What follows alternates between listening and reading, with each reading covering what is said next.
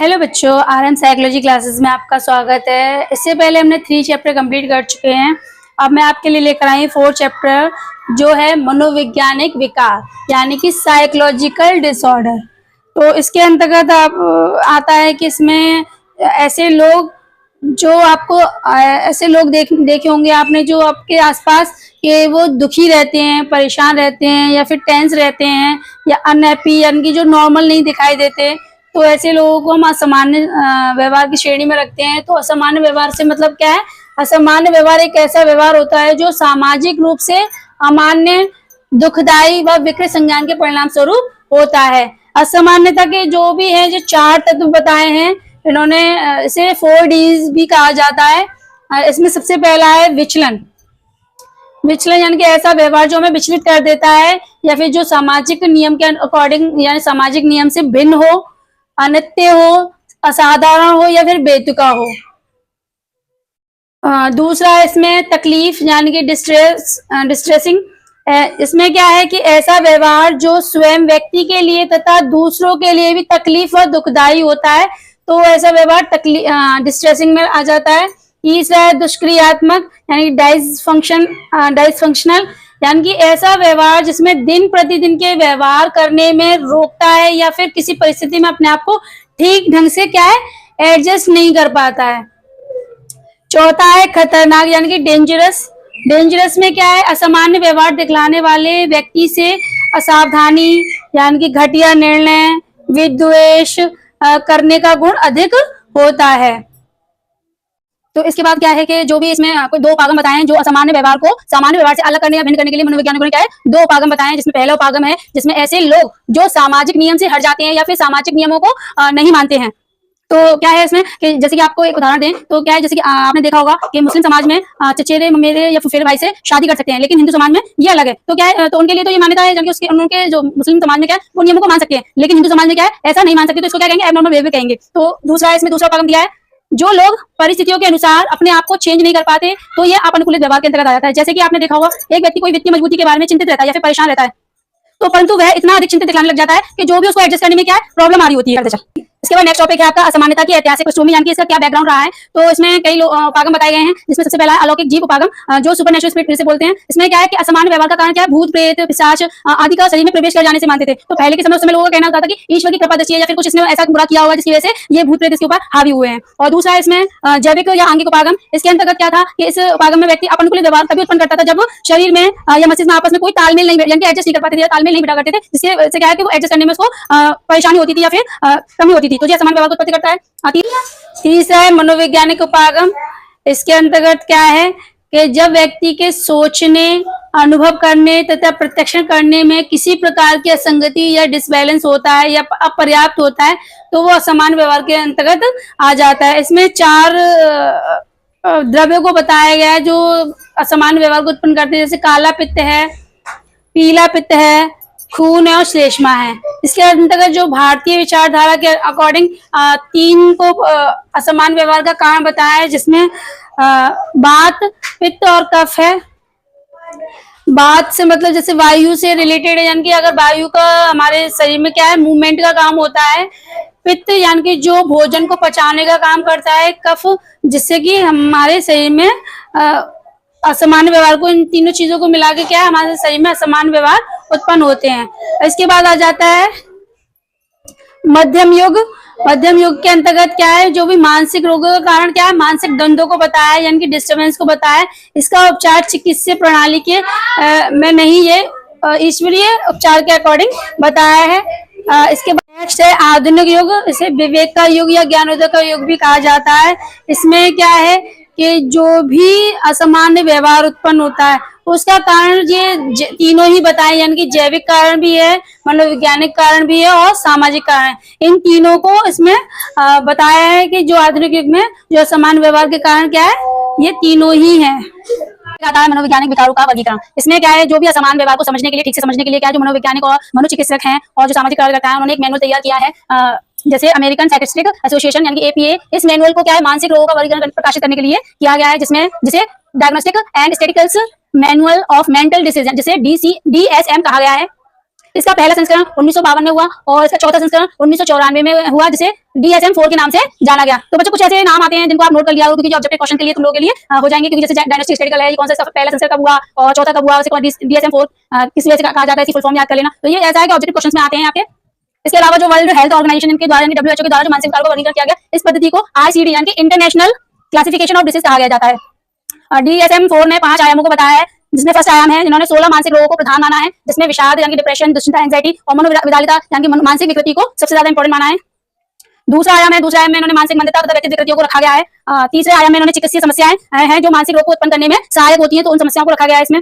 पांचवें आयाम में रखा गया वे कारक हैं जो पिछले कई वर्षों से व्यक्तियों के लिए समस्या का स्रोत रहा है और भविष्य में भी उनसे क्या है समस्या हो सकती है, तो वो फोर्थ आयाम में रखा गया है। आयाम फिफ्थ में क्या है, परिवार, दोस्तों के साथ सामाजिक संबंध, खाली समय का उपयोग आदि, ये मापना के लिए 100 बिंदु पर मापने पर होता है। तो उन्होंने एक जन की 100 बिंदु पे सबसे अधिक और 0-1 पे सबसे कम रखा है मापन। तो इसके अलावा जो भी DSM-4 और ICD के तहत तो DSM-4 को सबसे ज्यादा पॉपुलर रही है।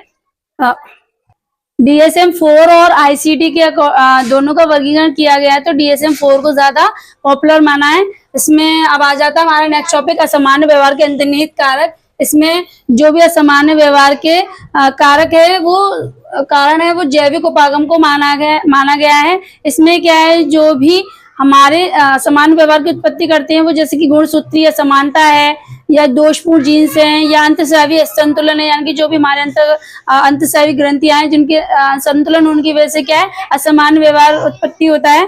और जैसे जैव रसायन असंतुलन है, जैसे कि अगर आपने 11वीं क्लास में पढ़ा है कि जो भी न्यूरॉन के एक्सॉन के अंतिम छोर में जो तंत्रिका आवेग पहुंचता है, तो इस छोर में एक विशेष रसायन निकलता है न्यूरोमीटर, जिसमें तंत्रिका आवेग में फिर दूसरे न्यूरॉन के प्रवेश करने में मदद करता है। और कई अध्ययनों में स्पष्ट हुआ है कि न्यूरॉन मीटर द्वारा असामान्य असामान्य क्रियाएं होती हैं जिसमें विशेष मानसिक रोग उत्पन्न होते हैं, जैसे कि जैसे जब वो गामा एनिमोबुटिक एसिड यानी कि जो नामक न्यूरोमीटर क्रियाएं कम हो जाती हैं, तो इससे व्यक्तित्व में दुश्चिंता विकृति उत्पन्न हो जाती है। डोपामाइन की अधिकता से मनोविदालिता विकृति हो जाती है उत्पन्न, और कम सेरोटोनिक की क्रियाएं कम होने से जो क्या है डिप्रेशन के जैसे मानसिक रोग उत्पन्न हो जाते हैं। इसके बाद आ जाता है मनोवैज्ञानिक उपागम। मनोवैज्ञानिक उपागम के अंतर्गत आ जाता है कि जो भी जितने भी हमारे सामान्य व्यवहार उत्पन्न होते हैं उसका कारण मनोवैज्ञानिक उपागम है, जिसमें क्या है कि सबसे पहला है इसमें आरंभिक वंचन। आरंभिक वंचन में क्या है कि जो कुछ माता पिता किसी कारण से क्या अपने बच्चों का पालन पोषण घर में ना करके जैसे किसी हॉस्टल में करते हैं, तो हॉस्टल में क्या होता है जब उनका वहाँ रहन सहन जो अलग देखने को मिलता है, यानी कि उनको कोई भी नियम कानून ऐसे नहीं सिखाए जाते जो परिवार में करने लायक होते हैं, तो वो देखा होगा कि आपने क्या अधिक आक्रामक हो जाते हैं। तो इस तरह की जो प्रवृत्ति होती है या इस तरह के जो बच्चों में एडजस्ट करने की जो क्षमता क्या है वो कम होती है। दूसरा है अपर्याप्त जनकता। अपर्याप्त जनकता के अंतर्गत आ जाता है कि जैसे कि अगर बच्चों पे हम ज्यादा बंदिशें रखते हैं या ज्यादा उनको बांध के रखते हैं, तो अधिकतर बच्चे क्या अनुशासनहीन हो जाते हैं या फिर दब्बूपन हो जाते हैं या फिर किसी न किसी पे निर्भर रहते हैं। तो क्या वो अधिक अत्यधिक बंधन के कारण क्या है उनके अंदर वो वाली क्वालिटीज देखने को नहीं मिलती है। तीसरा है हमारा रोगात्मक पारिवारिक संरचना। इसके अंतर्गत क्या है, यानी कि इसमें कोई बेमेल परिवार या डिस्टर्ब परिवार या विघटित परिवार, यानी कि जिसमें क्या है एक दूसरे के संतुलन नहीं रहता है, या फिर जो पेरेंट्स आपस में एक दूसरे के साथ लड़ाई झगड़े करते रहते हैं, या फिर कुछ टाइप के ऐसे परिवार होते हैं जिनमें आपस में नहीं बनती है। तो इससे क्या होता है जो बच्चों में असामान्य व्यवहार उत्पन्न होते हैं इसकी वजह से होते हैं। अब आ जाता है इसमें इसी के अंतर्गत आता है मनोसामाजिक मॉडल। इसके अंतर्गत ये क्या है कि जो असामान्य व्यवहार को उत्पत्ति करने वाले में तो मनोगतिकी मॉडल है, जिसमें मूल प्रवृत्ति की आवश्यकताएं जो इड के द्वारा होती हैं। विवेकी चिंतन है जिसको ईगो कहा जाता है। नैतिक मानक है जिसे सुपर ईगो कहा जाता है। तो आपने पिछली क्लास में पिछले चैप्टर में आपने कहा था, तो ये मनोगतिकी मॉडल क्या है सिगमंड फ्राइड द्वारा दिया गया है। सिगमंड फ्राइड, जिसे हमने पहले भी पढ़ा है। तो ये इसी के अकॉर्डिंग आपका मनोगतिकी मॉडल के अंतर्गत आ जाता है, जो असामान्य व्यवहार को उत्पन्न करते हैं, यानी कि तीनों की है, जिसमें पहला है मूल प्रवृत्ति का आवश्यकताएं, जो इड के द्वारा जिसे इड कहा जाता है। दूसरा विवेकी चिंतन, जिसे ईगो कहा जाता है। नैतिक मानक, जिसे सुपर ईगो कहा जाता है, यानी कि इनके द्वारा जो अहम रक्षा युक्तियां हम अपनाते हैं, यानी कि अपने अहम को बचाने के लिए, उससे क्या है, अगर वो बार बार हम उसको अपनाते रहेंगे तो क्या समान व्यवहार की उत्पत्ति होती है। इसके बाद आता है व्यवहारवादी मॉडल। व्यवहारवादी मॉडल में क्या है कि जो भी अधिगम का नियम है, इस मॉडल के आधार अधिगम का नियम है, जैसे कि सामान्य व्यवहार को सीखा जाता है, वैसे ही असामान्य व्यवहार को भी सीखा जाता है। और यह मॉडल इस बात पर बल डालता है कि व्यक्ति व्यवहार को अनुबंधन के नियम, कंडीशनिंग प्रिंसिपल्स के माध्यम से द्वारा सीखता है, जिसमें प्रक्रिया क्लासिक अनुबंधन और क्रिया प्रस्तुत अनुबंधन दोनों ही प्रकार से नियमों के द्वारा हो सकता है। जैसे व्यक्ति अंधेरे से डरना सीख जाता है। अगर डर उत्पन्न करने वाले उद्दीपक जैसे डरावना सपना हो या डरावने ख्याल हो सकते हैं, तो अंधेरे में व्यक्ति क्या है, मन प्राय उत्पन्न होता है, मन में है ना, डर उत्पन्न होता है। इसके बाद है संज्ञानात्मक मॉडल। संज्ञानात्मक मॉडल में इस मॉडल के अनुसार क्या है, कुछ भी व्यक्ति जो देखता है या सोचता है या उस पर विश्वास करता है या ध्यान देता है, उसका व्यवहार क्या है, प्रभावित होता है। यानी कि जो कुछ भी हम देखते हैं या सोचते हैं या करते हैं, वो चीज हमारी प्रभावित होती है। तो संज्ञानात्मक प्रक्रिया दोषपूर्ण हो जाती है, और क्या है, जो भी मनोवैज्ञानिक विकृति की उत्पत्ति होती है, और इस संज्ञानात्मक प्रक्रिया के परिवर्तन लाकर उसमें जो क्या विकृतियों की गंभीरता को कम किया जाता है। जैसे इसमें पहला है अतिरंजन। अतिरंजन से तात्पर्य यह है कि व्यक्ति एक छोटा, साधारण व हल्का सबूत के आधार पर बड़ा निष्कर्ष निकालता है। अति सामान्यकरण दूसरा है इसमें अति सामान्यकरण में व्यक्ति क्या है, साधारण सबूत के आधार पर कोई भी बड़ा निष्कर्ष निकाल लेता है। और तीसरा है चयनात्मक अमूर्तीकरण में व्यक्ति सिर्फ एक कुछ विशेष व्यक्ति के सबूतों पर ध्यान देता है, जिसके आधार पर संज्ञानात्मक मॉडल प्रस्तुत है इसमें असमान व्यवहार के लिए। अब आ जाता है मानवतावादी अस्तित्वपरक मॉडल।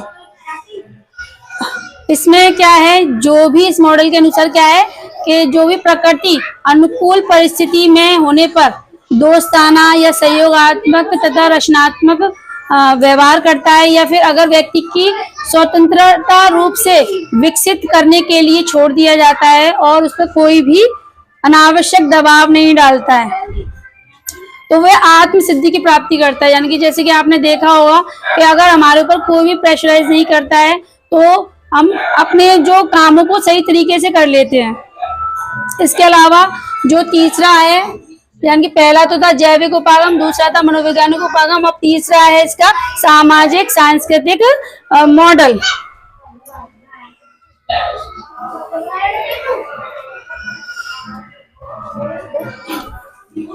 के बाद नेक्स्ट आता है मानवतावादी अस्तित्वपरक मॉडल। तो इस मॉडल के अनुसार क्या है, मानव प्रकृति अनुकूल परिस्थिति होने पर क्या रहता है, दोस्ताना व्यवहार करता है, सहयोगात्मक व्यवहार करता है, या फिर रचनात्मक होता है। तो व्यक्ति में जो असामान्यता की उत्पत्ति जब होती है, तो जब व्यक्ति में अब क्या है, अपने आप को स्वीकार करने तथा कार्यों के उत्तरदायित्व को उठाने में क्या है, व्यक्तिगत लक्ष्यों को आगे बढ़ाने में क्या है, वो असफल होता है, जिसकी वजह से वो उसको असमान व्यवहार उत्पन्न होते हैं। इसके अलावा अब आ जाता है तीसरा मॉडल है सामाजिक सांस्कृतिक मॉडल।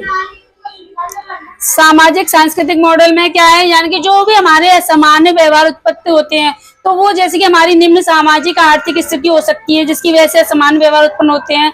आर्थिक कठिनाइयां हो सकती हैं, बेरोजगारी, जिसकी वजह से क्या है कि लंबे समय तक अगर बेरोजगारी बनी रहती है, तो क्या है, असामान्य व्यवहार उत्पन्न होने लग जाता है। घटिया सामाजिक संबंध की समस्याएं, यानी कि जो लोगों के साथ आपका जो संबंध है वो अच्छे नहीं है या फिर खराब है, तो जिसकी वजह से क्या है, असमान व्यवहार उत्पन्न होते हैं। नेक्स्ट टॉपिक है डायस्थीसिस दबाव मॉडल। इसे जैविक पूर्व धारणा भी कहते हैं। इसमें 3 तत्वों को दिया है, जिसमें पहला तत्व है डायस्थीसिस, जिसमें कुछ जैविक असमानता जन्म से उपस्थित होते हैं। दूसरा तत्व है जिसमें डायस्थीसिस में मनोविकार विकसित की संभावना क्या है, सम्मिलित होती है, तथा व्यक्ति में जो विकार होते हैं वो जोखिम अधिक होता है उनका, यानी कि जो भी अगर उनको मानसिक विकार उत्पन्न होंगे तो उनका ज्यादा खतरा रहता है। तत्व तीसरा तत्व है जिसमें कोई दबाव कारक उपस्थित होने में ऐसे दबाव कारक के व्यक्ति के मौजूद डायसिस उत्तेजित हो जाते हैं और मानसिक विकार के शिकार हो जाते हैं। तो इस मॉडल के अंतर्गत क्या है, जो दुश्चिंता, विकृति, विषाद, मनोविकारता जैसी गंभीर बीमारियां होने की आशंका रहती है। इसके बाद नेक्स्ट टॉपिक आता है प्रमुख मनोवैज्ञानिक विकार या विकृति। DSM-4 TR ने अनेक मनोवैज्ञानिक विकारों की चर्चा की है, लेकिन हम यहाँ पर आपको 7 मनोविकारों के बारे में चर्चा करेंगे। इसमें पहला है दुश्चिंता विकार, एंग्जाइटी डिसऑर्डर। दुश्चिंता से मतलब ये है कि यानी कि जो भी सामान्य मानसिक विकार जिसमें क्या है कि कोई भी डर या कोई आशंका रहती है या अस्पष्ट होती है या फिर बहुत ज्यादा दुख का भाव होता है, तो वो दुश्चिंता विकार कहलाता है। उसके अंतर्गत अगर आपके सामान्यकृत दुश्चिंता विकार है, जिसे GAD यानी जनरलाइज्ड एंग्जाइटी डिसऑर्डर बोलते हैं। इसमें क्या है कि ये एक मानसिक विकृति है, यानी कि जिसमें रोगी क्या है लंबे समय तक वो तनावग्रस्त रहता है या स्ट्रेस करता है या फिर जो भी अवास्तविक चीजों को सोचता है या अत्यधिक टेंशन लेता है या फिर ज्यादा सोच विचार करता है, तो ये वाली सामान्यकृत दुश्चिंता विकार हो जाता है उसको। तो इसमें इसे GAD बोलते हैं। GAD में विशेषताएं हैं और कुछ लक्षण भी पाए गए हैं जिनके सिम्टम्स हैं, जैसे अगर देखा जाए तो व्यक्ति में बेचैनी, तनावग्रस्त या फिर हैरान, परेशान, जैसे कुछ बुरा होने की आशंका रहती है उसको, या फिर उसको जैसे पसीने आना, पेट में दर्द, गड़बड़ी, सिर में दर्द, इस तरह की उसको सिम्टम्स देखने को मिलते हैं। इसके बाद नेक्स्ट टॉपिक है दुर्भीति, फोबिया, जिसे फोबिया कहते हैं। इसमें 3 प्रकार के फोबिया बताए हैं। फोबिया से मतलब ये है कि यानी किसी वस्तु या किसी चीज का भय या डर रहता है जिसे, तो इसमें आ जाता है पहला विशिष्ट दुर्भीति यानी कि स्पेसिफिक फोबिया। इसके अंतर्गत क्या है, विशिष्ट वस्तु या परिस्थिति के उपस्थित होने से या अनुमान से ही व्यक्ति क्या डर जाता है। तो जब व्यक्ति के अंदर कोई किसी भी वस्तु से या किसी भी सामान से डर होता है तो क्या है, वो डर की वजह से वो फोबिया कहलाता है। यानी कि वो, जैसे कि आपने देखा होगा कि कहीं भी हम जाते हैं, अगर रास्ते में किसी कुत्ते ने हमें काट लिया एक बार, तो अगर हम कहीं भी किसी भी जगह पे जाएंगे तो क्या वो कुत्ते से डर जो वो फोबिया कहलाएगा, कुत्ते का डर। इसमें 3 है। इसमें पहला है विशिष्ट दुर्भीति, स्पेसिफिक फोबिया। इसमें विशिष्ट वस्तु या परिस्थिति की उपस्थिति या उसके अनुसार से व्यक्ति में डर उत्पन्न होता है। तो जैसे आपको कुत्ते का डर यानी कि कुत्ते से डर होता है तो उसको क्या बोलते हैं कि साइनोफोबिया, उसको साइनोफोबिया बोलते हैं, कुत्ते से डर। और भी कई तरीके के फोबिया, एक्रोफोबिया है जिसे ऊंचाई से डर बोलते हैं। हेमेटोफोबिया है जिसे ब्लड को देखकर डर जो लगता है तो वो हेमेटोफोबिया है। तो ऐसे ही कई प्रकार के और भी फोबिया हैं। इसके बाद आ जाता है नेक्स्ट टॉपिक एगोराफोबिया। एगोराफोबिया के अंतर्गत क्या है, अकेले घर से बाहर जाने का डर, यानी कि कहीं भी अगर हम कहीं जा रहे हैं तो और उस जगह के बारे में हमें पता नहीं है तो कहेंगे कि कैसा होगा, पता नहीं क्या होगा, वो सारी चीजों का डर हमारे मन में रहता है। तीसरा है सामाजिक दुर्भीति। सामाजिक दुर्भीति से अंतर्गत आ जाता है कि ऐसी परिस्थिति में डर बना रहता है कि जैसे कि अगर हम किसी व्यक्ति से मिलेंगे तो पता नहीं वो क्या हमारे लोगों से मिलने के क्या मूल्यांकन करेगा या फिर लोगों से बात करने में हमें जो डर महसूस होगा वो सामाजिक दुर्भीति के अंतर्गत आ जाता है। इसका 3rd पॉइंट है आतंक विकार यानी कि पैनिक डिसऑर्डर। पैनिक डिसऑर्डर में यानी कि जो डर लंबे समय से बना रहे और काफी टाइम हो जाता है उसको, जब वो अगर वो परिस्थिति जब गंभीर हो जाती है तो क्या अचानक से बार बार उसको क्या दौरे पड़ने वाली शिकायत हो जाती है या फिर उसको पसीने आने लग जाते हैं, दम घुटने लगता है, हृदय गति क्या कभी कम या कभी तेज होने लग जाती है। इसके बाद आ जाता है उत्तराघातीय दबाव विकार। उत्तराघातीय दबाव विकार ये ऐसी चिंता या विकार है जिसकी उत्पत्ति विशिष्ट घटना जैसे कि दिल और दिमाग पर क्या है गहरा असर पड़ता है इसका, तो जैसे किसी व्यक्ति के एक्सीडेंट हो जाता है, तो एक्सीडेंट हो जाने के बाद जब उसने अगर ब्लड देख लिया या कोई व्यक्ति को मरते हुए देख लिया, तो जो उसके माइंड में अफेक्ट पड़ेगा, यानी कि वो काफी समय तक निकलेगा नहीं। अगर वो सो रहा है या उठ रहा है, बैठ रहा है, तो वो क्या बार बार उसको वही चीज नजर आने लगेगी। इसके बाद आ जाता है मनोग्रसित बाध्यता विकार।